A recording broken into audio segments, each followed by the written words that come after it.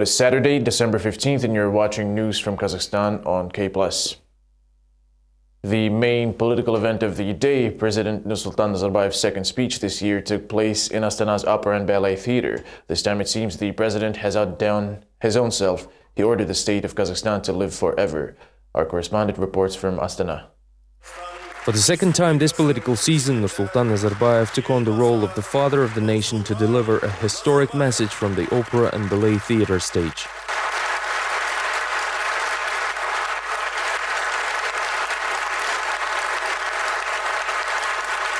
From now on, the milestone of 2030 is no longer relevant. The president claimed that Kazakhstan is done with the previous development program ahead of the time and declared 2050 the next target year. Kazakhstan 2050 strategy is an example of intergenerational continuity on the winding development path. We trust that the independent state creation achievements of our generation will be promoted and multiplied by honorable successes. The president sees Kazakhstan not only getting ahead of the rest of the world, but also excelling our expectations. In the last 60 years, the global GDP grew 11 times, whereas Kazakhstan boasts a 16-time increase in only 15 years. It took up to 150 years for other countries to achieve the same results. The impressive figures were followed by an even more striking and somewhat bizarre president's statement about the future of Kazakhstan. We've set an ambitious goal to turn our independent country into an eternal state. Quite appropriately, such flamboyance of a speech was followed by a gala concert worthy of occasion. Returning from eternity to daily life, trial over Golos Respubliki newspaper, along with 30 other publications, continues in Almaty without the prosecutor. The supervisory body representative renounced his duties and announced that he is in fact the plaintiff in the case. We follow the trial in the next coverage.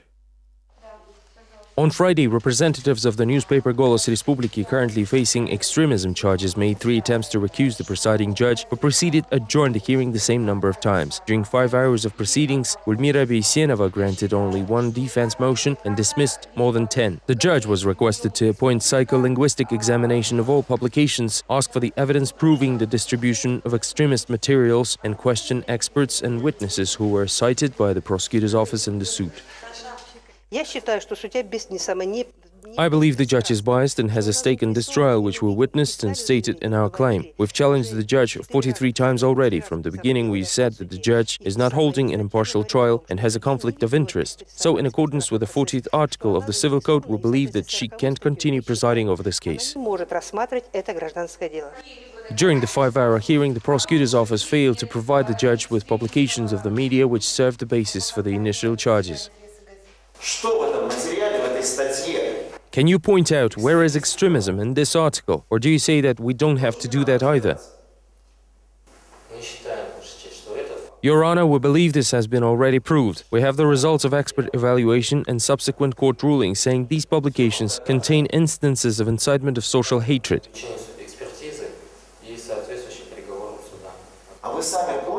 Did you personally understand where was extremism in this material? In its suit, the prosecutor's office seeks to find 8 newspapers, 23 websites and what is called in the claim the others as a single media. What others is not really clear, just as definition of a single media that doesn't actually exist in Kazakhstan's legal field. Even the prosecutor had to eventually agree with that. There is no such term as a single media in the law on mass media. So it appears that according to the law, no one can define a newspaper as single media. Nothing and no one could be identified as such, and that's what we want to prove. But amazingly, the judge is not even remotely interested in this matter. When I asked her these questions, she said I should stop interrupting others. The judge is reluctant to review the issue and shows no interest in the case at all.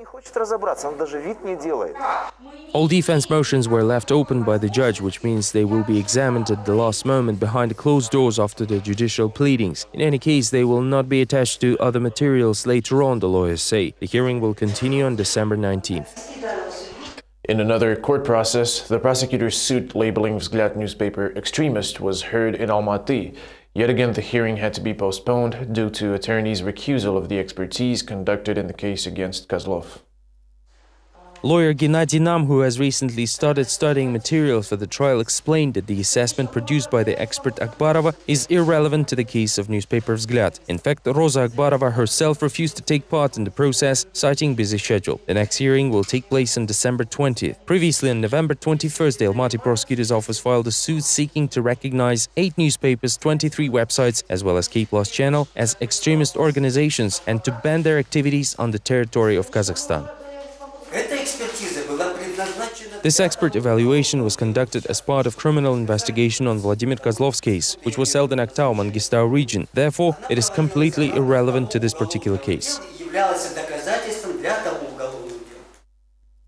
Arman Ozhaubayev and Georgy Epstein, 2 social movement activists of Kazakhstan, were detained upon exiting one of Almaty's publishing houses.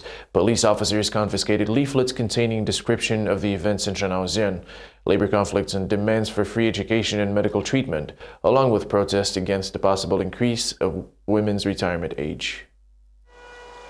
The content of bulletins was analyzed by the city administration's domestic policy department. The arrested men, including one citizen of Russia, were charged with the fabrication and distribution of media products containing information aimed at promoting violent change of constitutional rule. The offense is punishable with penalties of up to 20 MCIs. The activists claim that bulletins contain no such cause and only feature the analysis of social process in the country. On Friday morning, they went to the print shop to pick up the bulletins of solidarity dedicated to the occasion. The bulletins contained nothing of illegal nature unless social demands are now seen as they attempt to overthrow the existing regime.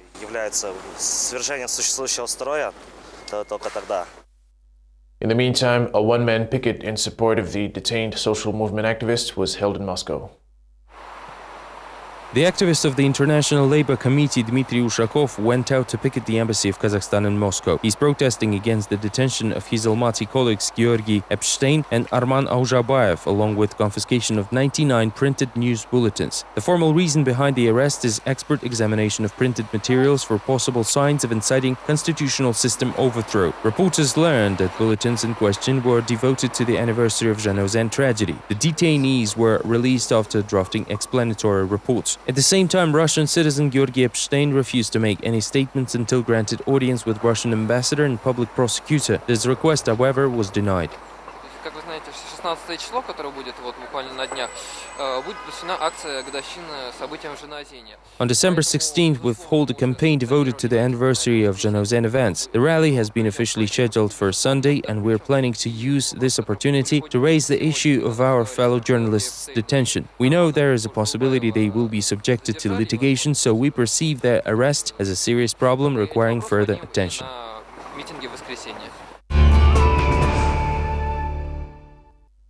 On the eve of the Zhanaozen and Shetpe shootings' one-year anniversary, Astana's opposition honored the memory of 18 victims with a memorial dinner and Friday prayer. Activists are convinced Independence Day needs to be moved to another date because December 16th can no longer be associated with celebrations.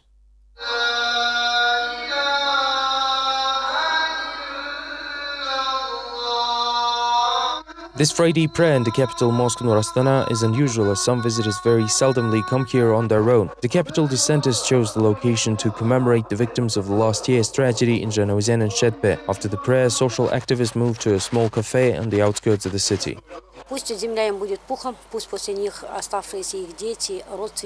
May they rest in peace. One day their children and relatives will enjoy real justice in the country. We hope that such tragic events as Zhanaozen and Zheltoksan will never occur again. Our association aims to prevent such riots, and we hope that our joint efforts will be rewarded. The commemorative meal was rather simple, with just borsaks and sweets. The weather outside is freezing, and it's not warm in the cafe either. That's why the organizers are not very surprised that only around 30 people showed up.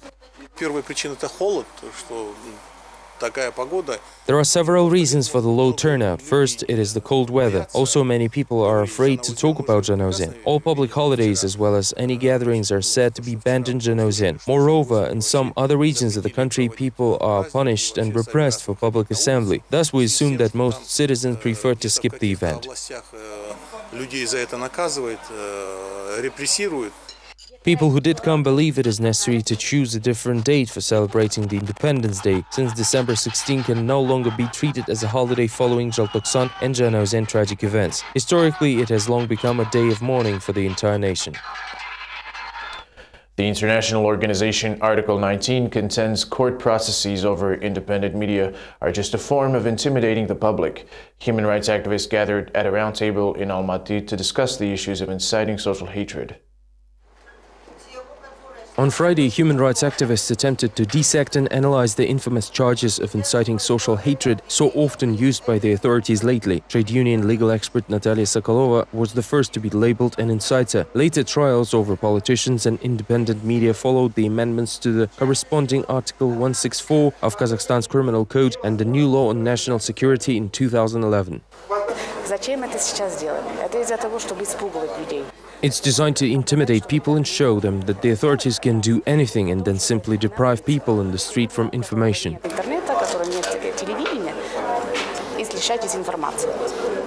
Sociologist Ayman Jusupova shared her opinion on the tension between different groups, the struggle between political elites, strong social stratification between the rich and the poor, as well as social conflict between urban and rural populations. When people don't believe that certain things may be resolved legally and transparently, and especially when they feel that it is all predetermined, then of course it could lead to strikes and other social conflicts. According to political expert Zamir Karajanov, the conflict in Janauzen has been brewing for a long time. Same issue may easily occur in other small towns, he says. The key reason is the weak economic growth on top of unemployment and dependence on the township forming enterprise. The scenario of Janauzen is slowly happening on the scale of the entire Kazakhstan. Human rights activist Evgeny Zhovtis prepared a detailed 15-page report on the matter. The reputable expert explains how the notion of inciting social hatred is spelled out in international law and the way it is applied in Kazakhstan. Zhovtis followed all recent trials, including against opposition leader Vladimir Kozlov, and now wonders why political experts and linguists, but not lawyers, are called to define the concept of social hatred. How could they try anyone based on the distribution of some leaflets? Just think about it. To prove there was said incitement in the leaflets, they had to involve an expert. This implies that it is simply impossible to know beforehand if the incitement of social hatred is involved, unless some expert is present at the scene. The international organization Article 19 analyzed Kazakhstan law on national security. It came up with findings similar to other observers and revealed that the document doesn't meet international standards. Yet the persecution of alleged inciters continues, and human rights defenders are afraid that control over the media will be tightened even further. Article 19 warns the authorities that this situation will lead them nowhere. Kazakhstan's young criminals celebrated Independence Day too. Strange as it may seem, the juvenile delinquents praised the role and the achievements of the president. As expected, the children were reluctant to talk about their confinement. Our reporters also marked Independence Day behind bars.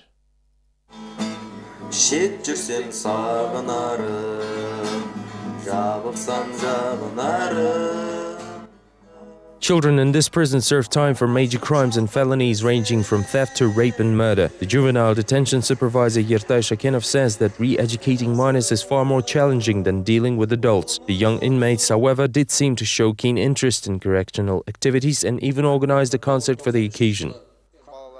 This event is aimed at cheering up our guys and lifting their patriotic spirit.